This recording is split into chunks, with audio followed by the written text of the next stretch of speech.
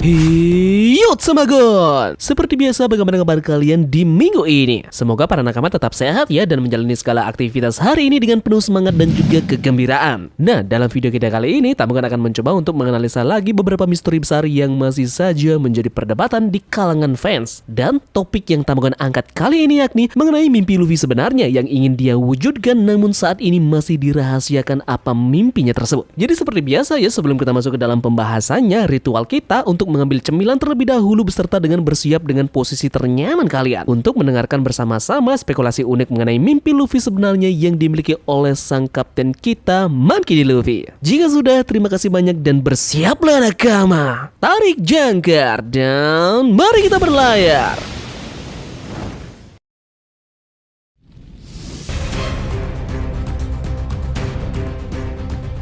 One Piece Chapter 1086 lalu ditutup dengan pengakuan dari Sabo kepada Dragon dan Ivankov terkait dengan apa yang sebenarnya terjadi dengan Raja Nefertari Cobra. Namun salah satu poin menarik dalam One Piece Chapter 1086 kemarin adalah Sabo membawa pesan penting dari Raja Cobra bahwa keluarga Nefertari merupakan penyandang Namadi. Sabo bahkan diminta Raja Cobra untuk menyampaikan pesan tersebut kepada Luffy agar Luffy mau melindungi Nefertari Vivi sebagai sesama penyandang Namadi. Nah, dari sinilah Tamagon memiliki sebuah analisa mengapa Raja Cobra meminta Sabo untuk menyampaikan pesan identitas keluarga Nefertari kepada Luffy sebagai sesama penyandang Namadi. Padahal kita tahu kan bahwa Raja Cobra dan juga Dragon saling mengenal. Bukankah lebih masuk akal bila Raja Cobra meminta Sabo untuk menyampaikan pesan tersebut kepada Dragon sebab mereka sama-sama revolusioner? Mengapa harus ke Luffy? Nah, ataukah ini ada indikasi kaitannya dengan mimpi Luffy yang pernah diperlihatkan pada chapter 1060 lalu?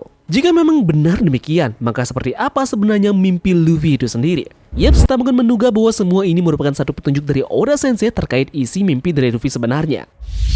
Seperti yang diketahui pada chapter 1060, Luffy membuat semua kru dari bajak laut topi jerami terkejut saat sang Baka Sencho memberitahu bahwa mimpi terbesarnya bukanlah menjadi sang Raja Bajak Laut. Luffy ternyata hanya ingin menjadikan posisi Raja Bajak Laut sebagai anak tangga untuk mencapai impiannya ini. Nah, semua kru dari bajak laut topi jerami benar-benar terkejut mendengar impian Luffy tersebut karena mereka tidak mengira bahwa kapten bodoh mereka ternyata juga punya mimpi layaknya seorang jenius. Lalu, apa sebenarnya isi mimpi Luffy tersebut?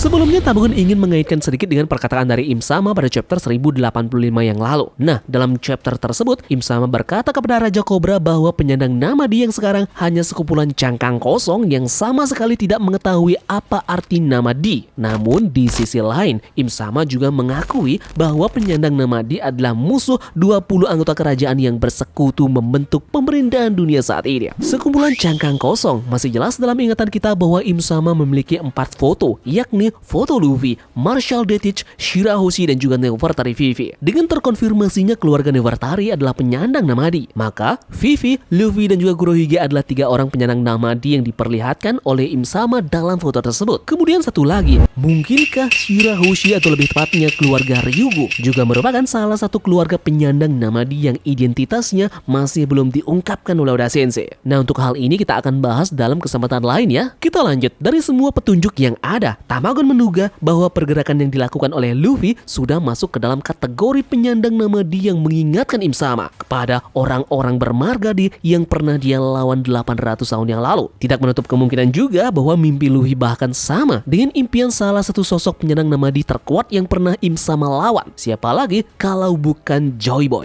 Mimpi Luffy bahkan sanggup membuat Shanks menangis karena mimpinya sama persis dengan mimpi dari Goldie Roger. Nah, Tamagon memprediksikan bahwa impian terbesar dari Luffy adalah ingin menyatukan semua ras dan hidup rukun serta damai. Cukup masuk akal kan bila menyebut menyatukan semua ras dan hidup rukun serta damai adalah impian terbesar dari Luffy. Mengingat bagaimana sikapnya yang selama ini berpertualang di dunia One Piece. Luffy benci dengan diskriminasi, bahkan ia rela melawan siapapun demi membela sosok yang sudah dianggapnya sebagai teman. Seperti yang Luffy lakukan pada saat dia berani memukul Saint Carlos demi melindungi Hachi dan juga Kami. Luffy juga pernah berkata bahwa dia ingin membawa ras manusia ikan hidup berdampingan dengan manusia di daratan. Selain itu, di Wano, Luffy juga mengatakan bahwa menjadikan Wano Kuni sebagai tempat di mana teman-temannya bisa makan sampai kenyang. Namun, jika memang Luffy ingin menyatukan semua ras, maka ia harus menghancurkan Red Line yang selama ini membentang dan memisahkan semua wilayah lautan dan juga memisahkan semua orang. Inilah yang menjadi titik temu impian Luffy terhubung dengan impian Sanji yang ingin menemukan All Blue. Oke, kemudian jika memang Luffy ingin menghancurkan Redline ini, maka pada akhirnya Luffy harus berhadapan dengan kaum naga langit kan? Luffy tentu tidak akan melakukan itu sendirian. Kru bajak laut Topi Jerami dan para bajak laut aliansi lainnya tentu akan ikut campur dalam mewujudkan impian terbesar dari Luffy tersebut. Satu lagi, nama yang menurut Tamagon akan muncul dan beraliansi dengan Luffy adalah God Enel.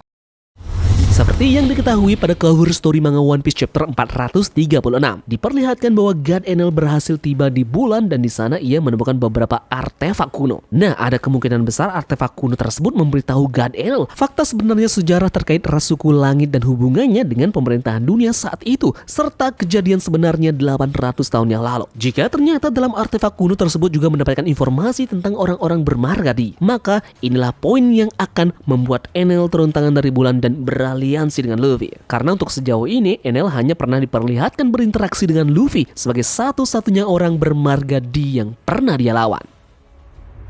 Tidak hanya itu, sepertinya dalam movie terbaru One Piece yaitu One Piece Film Red seperti menunjukkan sesuatu yang besar tentang petunjuk dari impian Luffy sebenarnya. Nah, di sana Luffy masuk ke dalam konflik dengan teman masa kecilnya yakni Uta, putri angkat dari Shanks. Uta tidak mengerti mengapa Luffy ingin menjadi bajak laut daripada hidup bahagia dengan damai bersamanya. Dia pun bertanya kepadanya dan jawaban Luffy meski singkat bahwa dia ingin membuat era baru yang mirip dengan apa yang ingin dicapai oleh Uta. Nah, meskipun ini mungkin tampak tidak banyak dilanjutkan, ini sebenarnya adalah petunjuk yang sangat penting dan seperti ingin membuat era baru di mana itu lagi-lagi termasuk untuk menyatukan semua ras yang hidup dan rukun serta damai. Ini berarti bahwa tujuan Luffy adalah membawa perubahan yang nyata dan solid ke dunia dan strukturnya. Di sini Luffy juga akan ingin menghapus pemerintahan dunia yang kejam agar semua orang bisa merasa bebas sebebas-bebasnya.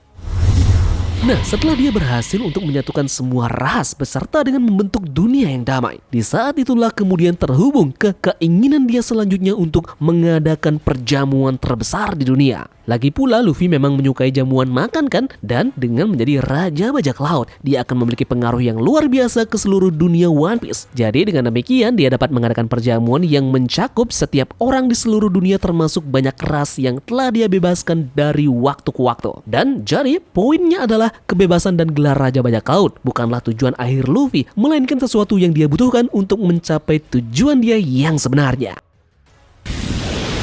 Well, jadi cukup sekian ya untuk pembahasan tentang impian dari Luffy yang sebenarnya versi Tamagon Pulp. Jika kalian punya pendapat lain, maka jangan sungkan untuk membagikannya di kolom komentar, oke? Mohon maaf bila ada analisis yang berlebihan ataupun kata-kata yang membuat kalian tidak nyaman. Sampai jumpa di pulau selanjutnya. Sekian dari Tamagon dan turunkan jangkar. Mari kita berlabuh.